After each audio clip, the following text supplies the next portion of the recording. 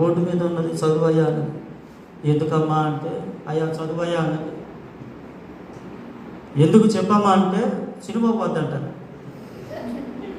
సినిమాకు పోవాలయ్యా చెప్పండి అంటే, ఏమా నీ వయసు ఎంత అని అంటే 90 సంవత్సరాలండి. ఇంకా 15 సెంచరీ కొట్టేస్తావు కదా, ఈ వయసులో నువ్వు చూడాలని కళ్ళు కూడా సరిగ్గా కనిపించట్లేదు కదా, నీకేం అర్థమైంది, నువ్వేం ఆనందిస్తావు, నువ్వేం సంతోషిస్తావు, అక్కడ చూపబడుతున్న ప్రతి దృశ్యము నీకు ఎలా అర్థమవుతుంది అని చెప్తే, నాకు ఇష్టమైన సినిమా,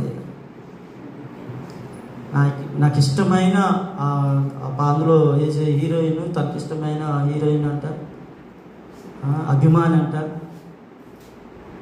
చూడండి, ఏ వయసులో వయసు అంతా అయిపోయినాక ఏమన్నా అప్పుడు సినిమా చూడాలని ఇప్పుడే ఎంత చూసిందంటే వయసులోకి ఎంత చూసి ఉంటారు. ఆమె వయసులోకి ఎంత చూసి ఉంటారు.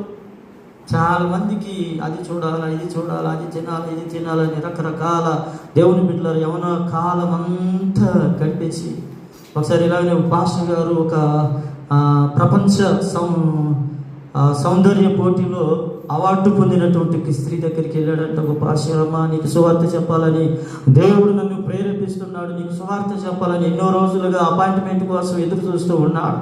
కానీ ఏదో ఒక రోజు ఆయనకు అవకాశం దొరికింది. ఆ రోజున ఆమె దగ్గరికి ఈ పాస్టర్ గారు వెళ్ళాడట.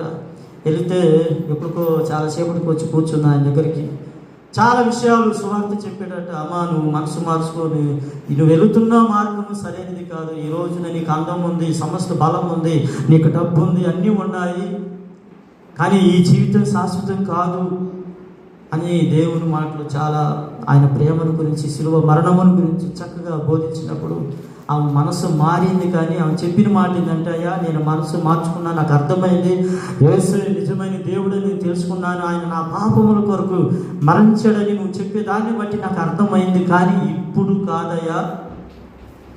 కాదయ్యా, ఇంకా నా జీవితంలో ఏదో ఇంకా నేను సాధించవలసి ఉంది, పొందవలసి ఉన్నది, నేను ఇంకా ముందుకు ఉన్నతంగా ఎదగవలసి ఉన్నది, నాకు ఇంకా కొంచెం టైం కావాలి, ఇప్పుడైతే ఈ యవన కాలంలో అయితే నేను రాలేను అని చెప్పింది.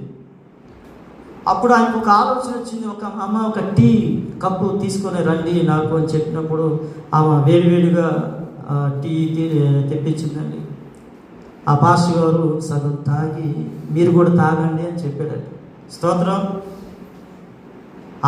ఆయన ఎంగిల్ చేసిన టీ ఆమెను తాగమని చెప్పినప్పుడు ఆమెకి కోపం కట్టలు తెచ్చుకొని వచ్చేసింది.